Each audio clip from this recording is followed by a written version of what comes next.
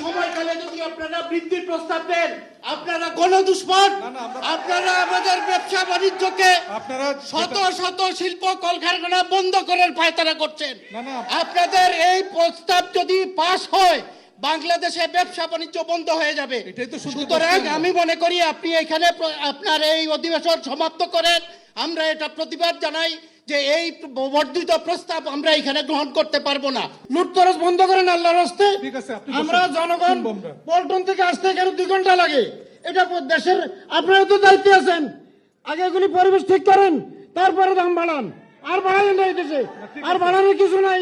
মানুষ মরেন না, মানুষ অসহায় হয়ে গেছে, আপনাদের কাছে মানুষ জিম্মি হয়ে গেছে। বিগত সময়গুলোতে গণশুনানিতে জনগণের কথা শোনা হয়।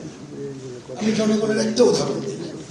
আমরা প্রথম যেদিন এখানে এসেছিলাম, আমরা জানি, মানে একজন রাজনৈতিক কর্মী হিসেবে কথা বলছি, যে যখন প্রস্তাব উত্থাপিত হবে অন্ততপক্ষে 2টা জিনিস জানতে চাই আমরা। যে দাম আপনারা যে সমন্বয় বলেন, বৃদ্ধি বলেন না, এইটার জনগণের মধ্যে তার প্রতিক্রিয়া কি হবে এবং অর্থনীতিতে তার প্রতিক্রিয়া কি হবে। আজকেও আপনারা দেখছেন এইটার কোনো খবর খুঁজে পাবেন না। আমরা প্রতিবারই এই কথাটা বলতাম, কারণ ওইটা বলতে গেলেই তো অন্য জিনিস হয়ে যায়, সেটা কিন্তু খুঁজে পাওয়া যাবে না। আমরা আশা করেছিলাম এইবার তো একটা কি বলবো, ভয় মুক্ত গণতান্ত্রিক পরিবেশ, স্বৈরাচার মুক্ত পরিবেশে আছি, তাই নতুন যারা এসেছেন তারা এই দায়িত্ব পালন করবেন না, সেটা দেখতে পেলাম না। সেইটা যদি দেখতে পেতাম তাহলে মূল্য বৃদ্ধির প্রস্তাব নিয়ে আজকে কোনো শুনানি হতো না। শুনানি হতো বিগত দিনে এই গ্যাস ক্ষেত্রে যে লুটপাট হয়েছে, সেই লুটপাটের তথ্য উদ্ঘাটন করে কিভাবে মূল্য সমন্বয় অর্থাৎ দাম কমিয়ে জনগণকে স্বস্তি দেওয়া যায়। তা আমি অনুরোধ করব, এই 1-2 দিন পরে রমজান মাস, রমজান মানে তো ভাই কি সংযমের মাস বলে না? এই সংযমের মাসের শুরুতে আমি মাননীয় সদস্যবৃন্দদের অনুরোধ করব, আপনারা সংযমের পরিচয় দেন এবং জনগণকে এই রমজানের আগেই আপনারা ঘোষণা দেন যে আজকে যে প্রস্তাব নিয়ে এটা করা হয়েছে আমরা এটাকে বাতিল করলাম এবং যে দুর্নীতি লুটপাটের উপখ্যান খুঁজে বের করে মূল্যহার কমিয়ে জনগণকে আমরা স্বস্তি দেব। এই দায়িত্বটুকু আপনারা পালন করবেন। 3400 কোটি টাকা বাড়ানোর জন্য শিল্পের 30 টাকা থেকে 75 টাকা করার যে প্রস্তাব, সেটা ভয়ঙ্কর রকমের গণবিরোধী। এটা শুধু অযৌক্তিকই নয়। সুতরাং এটা বিআরসির আর কোনো কিছুর দরকার নেই। শুধুমাত্র ওদের এই সরকারকে এই টাকার জন্য যদি সরকার বা পেট্রোবাংলা যেসব যুক্তিতর্ক দিয়ে গেল, কোম্পানিগুলো অমুকগুলো তমকগুলো, তাদের মুখ থেকে এই কথাটা আসা উচিত ছিল। তারা এগুলো বলতে ভুলে গেছে। আবারও আমি বলতে চাচ্ছি, সবার পক্ষ থেকে এই একটা বিষয়ে এই দাবির প্রশ্নে এবং এই যে আজকের যে প্রস্তাব নিয়ে আসা হয়েছে পেট্রোবাংলা বা কোম্পানিগুলো, এগুলোকে রবিবার সোমবারের মধ্যেই এগুলো যে যৌক্তিক না, গ্রহণযোগ্য না, এগুলো বাতিলযোগ্য, আপনি বাতিল করেন, খারিজ করেন। সরকার ইন্ডাস্ট্রিয়ালাইজেশন করার জন্য সুযোগ করে দিচ্ছেন গ্যাস দিয়ে, এবং একটা পর্যায়ে এলএনজি আমদানি করলেন। গত সরকারের আমলে এলএনজি আমদানি নিয়ে বহুত কাহিনী আমরা শুনেছি, মিডিয়াতে অনেক কাহিনী শুনি, যে কমিশন বাণিজ্যের কথাও শুনি আমরা। তো আমরা সেগুলি বাদ দিলাম।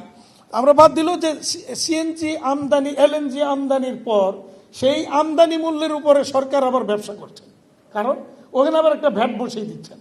তো একটা দেশের উন্নয়নের জন্য যেখানে এলএনজিটা আমদানি করতেছে, সেখানে ভ্যাট বসাবার এত প্রয়োজন কেন হলো? এটা না বসালে তো হইতো, তাহলে তো অন্তত ওই টাকাটার মানে সাশ্রয় হইতো সরকারের, বা আমাদের ইন্ডাস্ট্রির ক্ষেত্রে এই টাকাটা নেওয়ার প্রয়োজন হতো না।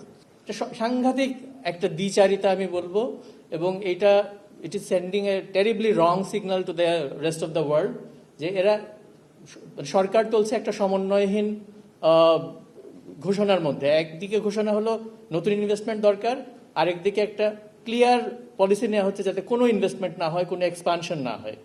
এবং আমি এই কথা বলে শেষ করতে চাই যে এখন আপনারা যদি নতুন ইনভেস্টরদেরকে রেজিস্ট করেন, আর যারা অলরেডি ইনভেস্ট করেছে তাদেরকে যদি প্যাট্রোনাইজ করেন, তাহলে এই বিগত সরকারের যারা সুবিধাভোগী ছিল তারাই কিন্তু সেই সুবিধাটা পেতে থাকবে, আর নতুন কেউ এই সেক্টরে ঢুকতেই পারবে না, ব্যবসাতে ঢুকতেই পারবে না।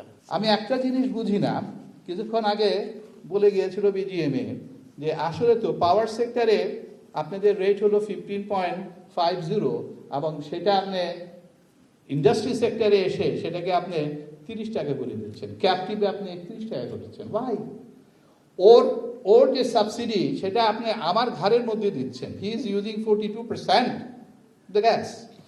এবং কেন, মানে তার মানিটা কি? তারপরে যখন আপনি বলেন 75, তাহলে ভাবতে হবে there is some vested interest group are working against our economy, against setting up an industry in the country, against survival of the industry for the country. দুঃখজনক আপনার ইনএফিসিয়েন্সি, আপনি নিজেই বলতেছেন, কিছুক্ষণ আগে শুনে গেলাম 13% আমার লিকেজ, অমুক তমুক। Fine, but this is your inefficiency. Why you are transferring your inefficiency to us so that we also get inefficient industrial owner? এটা তো আপনি করতে পারেন না।